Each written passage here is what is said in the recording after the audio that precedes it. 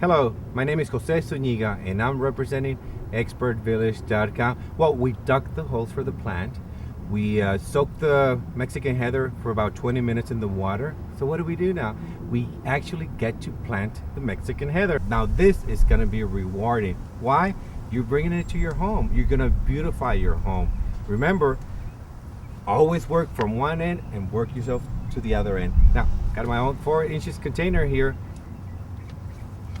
We hold it this way. We remove the container slowly because we don't want to damage the root system. It's already loosened. Place it right here. And remember, we need 2 inches underneath, 2 inches around, so the roots can just grow and take off. So just with your hands tackle it. Don't apply pressure on the soil. That's the worst thing that you can do, because you want movement for those for the root system. You want them to be able to grow faster. There we go, that's pretty. Now, we get the 1 gallon container and we do the same thing slowly. Remove it, great. We apply it here, kind of center it. That's perfect. We apply the dirt on the side. And the same thing, do not apply pressure on the soil. That's the worst thing that you can do to a plant, because it's gonna, we don't want to stop the growth on that root.